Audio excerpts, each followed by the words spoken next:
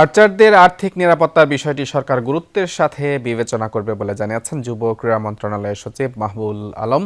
Asia cup world ranking টুর্নামেন্টে পুরুষ কম্পাউন্ডে স্বর্ণ জয়ের পর আর্চারদের সংবর্ধনায় কথা জানান তিনি।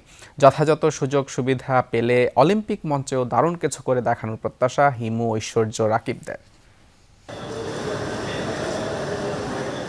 প্রায় 1 ঘন্টার ফ্লাইট বিড়ম্বনা। দুপুর 2টায় পৌঁছানোর কথা থাকলেও হিমু, ঐশ্বর্য, রাকিবদের ফ্লাইট দুপুর 3টায় অবতরণ করে হজরত শাহজালাল আন্তর্জাতিক বিমানবন্দরে। প্রথমবারের মতো Asia cup world ranking tournament stage 1-এ পুরুষ কম্পাউন্ডে স্বর্ণ জয় বাংলাদেশের। এমন অর্জনে ফুলেল শুভেচ্ছা ও মিষ্টি মুখ করিয়ে বরণ করে নেওয়া হয় পুরো দলকে। শুরু থেকে এক্সপেকটেশন নিয়ে রাখছিলাম যে আমরা স্বর্ণপদক অর্জন করব। উপহার দিলে আমরা এটা অর্জন করতে পারছি। এটা আসলে অনেক ভালো একটা ব্যাপার এবং আমাদের যে টিমমেটরা আছে সবাই অনেক কনফিডেন্ট এবং খুব ভালো প্র্যাকটিস করে আমরা গেছি, যার কারণে এটা আমাদের জন্য সহজ হয়েছে। এই প্রথমবারের মতো আমরা কোনো এশিয়া কাপ বা কোনো আন্তর্জাতিক টুর্নামেন্টে আমরা সাফল্য অর্জন করেছি স্বর্ণপদক পেয়ে, এবং রিকার্ভও খারাপ করেনি, রিকার্ভও ভালো আছে। ইনশাল্লাহ 28-এর লক্ষ্য রেখে আমরা বাকিগুলা কোয়ালিফাই করার জন্য চেষ্টা করে যাচ্ছি। রিকার্ভে ধারাবাহিক পারফরমেন্স থাকলেও এবার কম্পাউন্ডে এলো সাফল্য।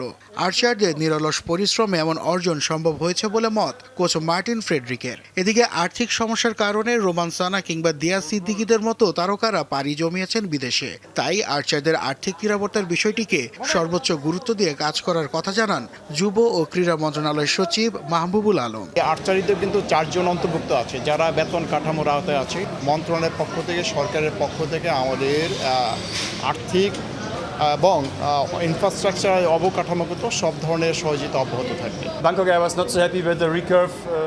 সত্যি বলতে রিকার্ভের পারফরমেন্সে আমি সন্তুষ্ট নই, তবে চিন্তার কিছু নেই। কঠোর পরিশ্রমে পুরো দল নিজেদের প্রস্তুত করে ফেলবে বলে বিশ্বাস আমার। 2028 অলিম্পিক গেমসে প্রথমবারের মতো কম্পাউন্ড ইভেন্ট ও মিক্সড টিম ইভেন্ট যুক্ত হচ্ছে। আমাদের ছেলেরা দেখিয়েছে কম্পাউন্ডেও আমরা ভালো কিছু করতে পারি। দেশকে এমন সম্মান এনে দিতে পেরে খুশি হিমু, ঐশ্বর্য, রাকিবরা। তবে এখানেই থেমে যেতে চান না তারা। যথাযথ সুযোগ পেলে অলিম্পিকের মঞ্চেও দারুণ কিছু করে দেখানোর প্রত্যাশা তাদের।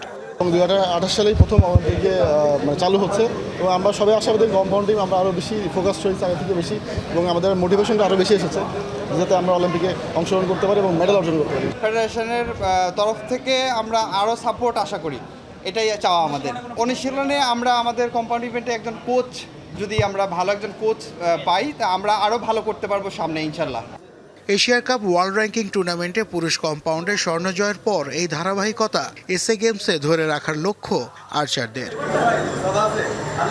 নাসিফ শুভ, যমুনা স্পোর্টস, ঢাকা।